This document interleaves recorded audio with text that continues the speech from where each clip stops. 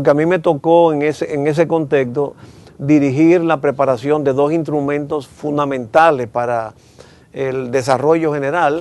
En el año 67, dirigí la preparación del programa de inversiones públicas 68-70. Sí. Yo era en ese tiempo subdirector de la UNAPLAN y contando con un director, Julio César Estrella, que me daba el apoyo, la libertad y el apoyo absoluto.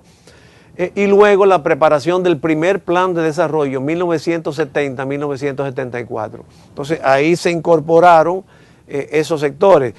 Pero como ilustración de ese modelo de sustitución de importaciones, vamos a decir, la representación máxima estuvo en la minería, por un lado, y en la refinería de petróleo, que fue un tema muy debatido, la famosa refidonza de hoy.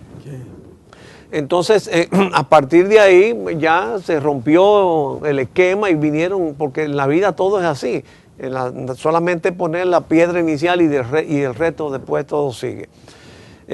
Pero yo creo que la minería, como otros renglones que están aún por explorarse, como por ejemplo en el área forestal, y haciendo una incursión futura, yo creo que es tiempo ya de que comencemos a ligar el medio ambiente con la explotación racional forestal, lo mismo que con la minería, lo mismo que con el transporte y otros esquemas que en un tiempo funcionaron adecuadamente, porque yo creo que una de las mayores desgracias que ha tenido el país es, aplicando aquella expresión de Unamuno, de que para el presente todo el pasado es prehistoria, hubo muchas cosas buenas que el país había tenido antes de este proceso de desarrollo que tú estás analizando, que se consideraron que formaban parte del pasado.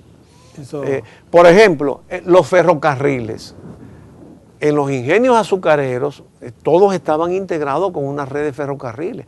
Había un ferrocarril que partía en Jaina y llegaba hasta Boyá y se traía la caña de azúcar desde Boyá hasta el ingenio Jaria. Tú recuerdas que cuando Lili había un ferrocarril, Puerto Plata, Santiago, Moca, Sánchez, vivía.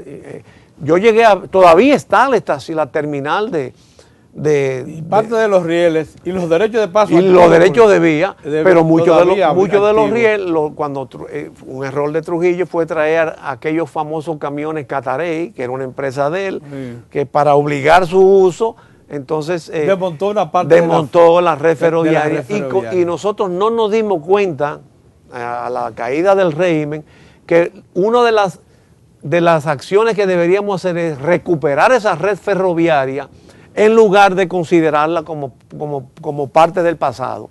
Sí quería resaltar lo que yo llamo la década gloriosa. La década gloriosa de la nación dominicana es la década de los 70. Porque si bien el equipo que acompañó al presidente Balaguer pudo recuperar el modelo que heredó de Trujillo, o sea, la agropecuaria junto con su agroindustria de la caña y la infraestructura productiva en ese momento todavía en sus inicios, como era la manufactura que se reúne en Corde. Esos 4 años fueron muy productivos en ese propósito, esas dos estructuras productivas fueron recuperadas, pero en la década de los 70 nos traen los desarrollos mineros, la refinería dominicana de petróleo, la creación de las zonas francas, la creación de los primeros proyectos turísticos. Esa es la década gloriosa. Así es. Y esa la vivieron ustedes plenamente. Claro, totalmente. Y eso llevó...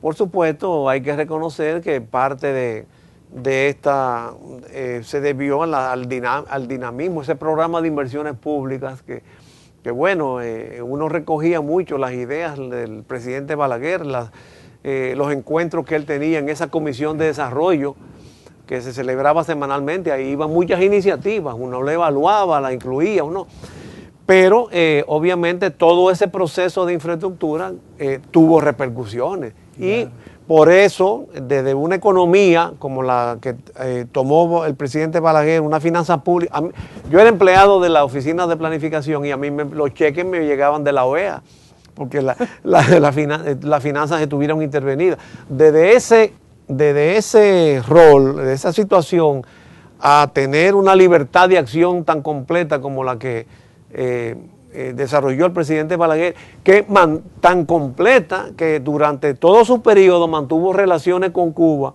informales mientras todo el bloqueo le funcionaba. Porque no tuvo relaciones diplomáticas, pero sí hubo relaciones comerciales. Yo mismo en una ocasión viajé a Cuba y hasta hablé con Fidel Castro de cuestiones que el presidente Balaguer me llegó a encomendar. Y creo que nos va a servir bastante para ilustrar lo que llamamos el esfuerzo reconstructivo que significó el gobierno, ese primer gobierno de Balaguer de 1966 al 70 y lógicamente los 8 años siguientes para dejar plantada la infraestructura básica del desarrollo. Así que le agradecemos mucho. A su orden siempre. Muchas gracias por invitarme.